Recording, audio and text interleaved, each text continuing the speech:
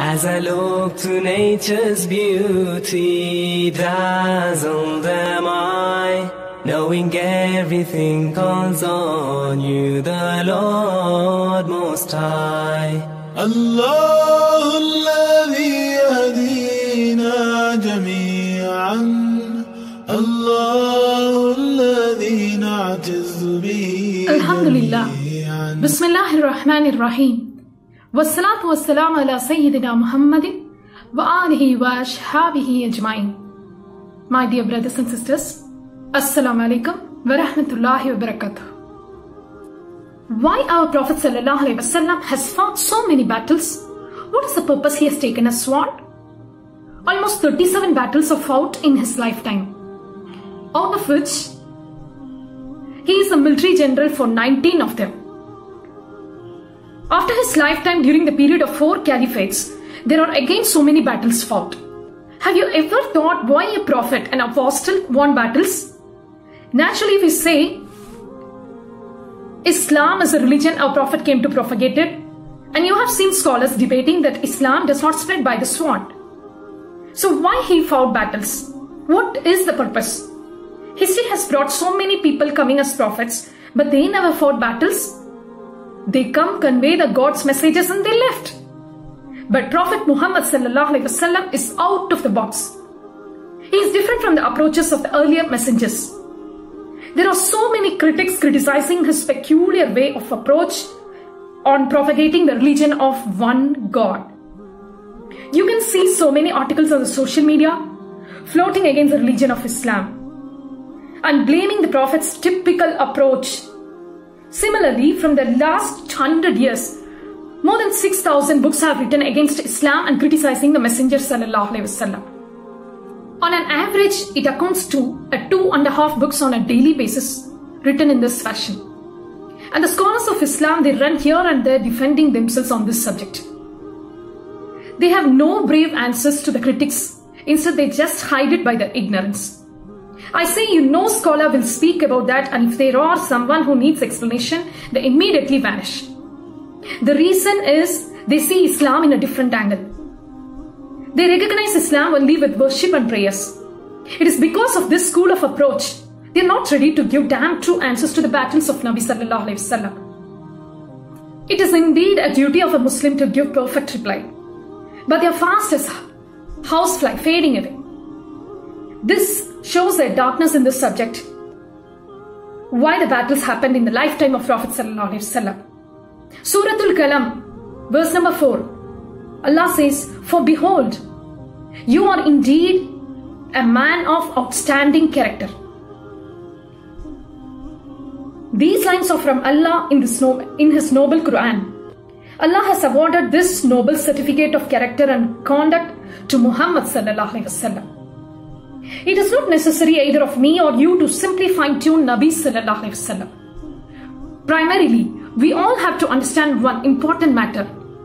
If you can bring any enterprise actions of our Nabi Karim Muhammad sallallahu alaihi wasallam from the authentic hadiths and from the Quran, there will be certainly a solid accuracy of perfect picture of truth prevailing in every situation.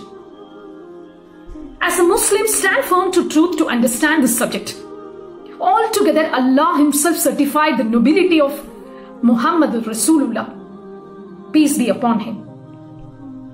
Likewise, the narration of Muhammad sallallahu alaihi wasallam goes as, "I have come to glorify the sublime of good characters."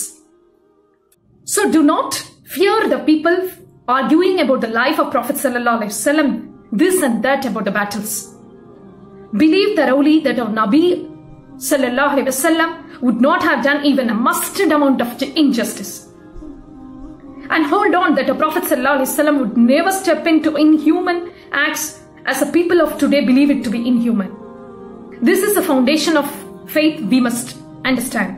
Similarly, the ignorance of the battles fought by the Prophet sallallahu alaihi wasallam would eventualize grave consequences in the society. Recently in Sri Lanka, self-suicidal massacre happened under the leadership of a man named Zahran Hashim. In the social media, we could find him as a scholar with absolutely no knowledge of Islam. His lectures were saying as if Islam portrays that every non-Muslim must be killed. The man has gone totally mad in understanding Islam. He described Islam as though no kuffars have right to live under an Islamic government. Nonsense scholarship. On the other hand, the Salaf scholarship says that these are Zahran Hashim are brainwashed people. We have understood the religion badly and portray them as the real scholars of Islam. Reality is it's vice versa. If you examine the lectures of these Salaf ulamas, you could easily find they are miles away in understanding the Islamic state of Khilafah and the laws pertaining to it. Does a Khilafah state reject and destroys the temples and churches? Does the Khilafah state oppresses other faiths and the people of other faiths? Will it not be immoral? Does God gifted you intellect to think? Does not God gifted you intellect to think? Will that be the sunnah of our Rasul sallallahu alaihi wasallam? Can't a non-Muslim celebrate a Christmas or a Holi under an Islamic government? Answer: an Islamic government provides full freedom to their faiths. Now imagine the Salaf scholarship, how they are insensible and in understanding the deen of Allah.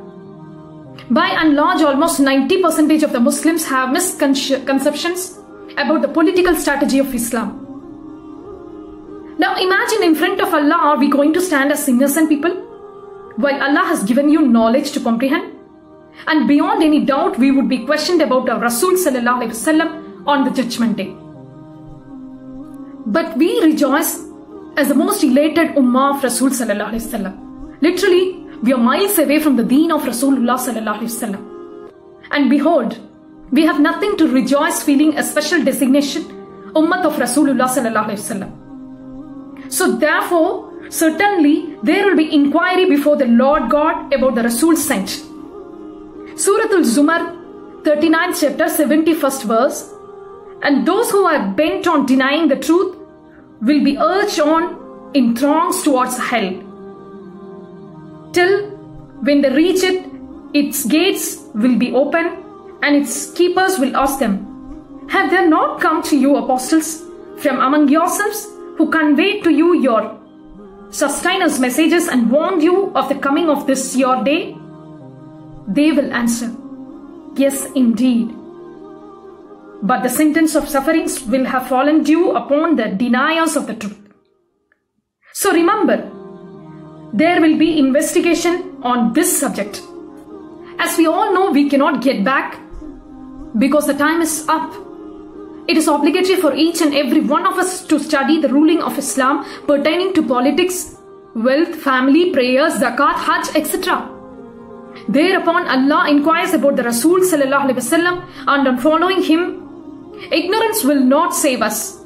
No, we could not seek any excuse. Allah says, Surah Al-Araf, 179th verse, and most certainly have we destined for hell many of the invisible beings and men who have hearts with which they fail to grasp the truth, and eyes with which they fail to see, and ears with which they fail to hear.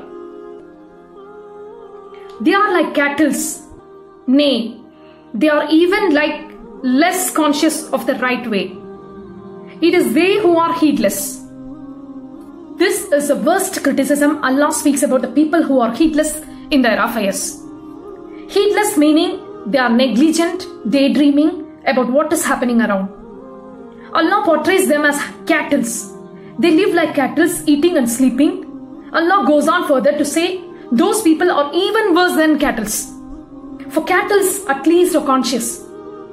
This is really a troubling verse. Allah says, we have ears but we do not listen, eyes but could not see, hearts that fails to grasp things. It is the worst comment upon us who thinks to be the best of people and special of Ummah. By finishing the verse, Allah brings the sin we are doing. It is a heedless character never cares about Quran. Miserable. Who cares of these verses? Here it is mandatory for us to learn, research about the difference between a Nabi and a Rasul, about the political strategy of Islam and the Khilafat state and its rulings, the political life of Muhammad sallallahu alaihi wasallam, and why the battles are fought. I would inshallah bring it to you the extensive knowledge of this subject. One by one, globally, the religion of Islam is portrayed to be the religion of battles, and those who practice Islam are fundamentally given a caption of terrorism. Does Islam propagates terrorism? So to understand all this clearly, it is compulsory for each and every Muslim to study the battles fought by Muhammad Rasulullah sallallahu alaihi wasallam. It is because of our ignorance, some societal black sheeps are brainwashing some of the young Muslim boys to practice terrorism in the name of jihad. The biggest obstacle here is we don't know the real history as to why the battles are fought. It is only then we know how to handle these black sheeps who are coming to destroy Islam. And you can very well explain the critics who are navigating Islam towards terrorism and bloodshed. Hence, it is meaningful to study why and what is the purpose of coming of a Rasul Muhammad sallallahu alaihi wasallam. To start with, primarily, we have to be very clear in knowing the difference between a Nabi and a Rasul. I have uploaded 2 videos on the difference between a Nabi and a Rasul. We have seen Allah says to help the Rasul. So first of all, we have to be more clear on the help we would want to focus on. Remember, Nabi sallallahu alaihi wasallam is not only a Nabi, but a Rasul of Allah. Henceforth, if you are brilliant in the subject, then no one can inshallah misguide or misuse you in the name of helping Rasulullah's jihad.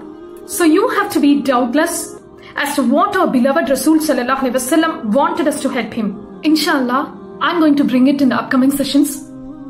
The hidden history of Islam. Join me in Makkah to Karbala, this Islamic channel. Inshallah, we would stand for the truth. ربنا تقبل منا إنك أنت السميع العليم والصلاة والسلام على سيدنا محمد وآله وأصحابه أجمعين والحمد لله رب العالمين.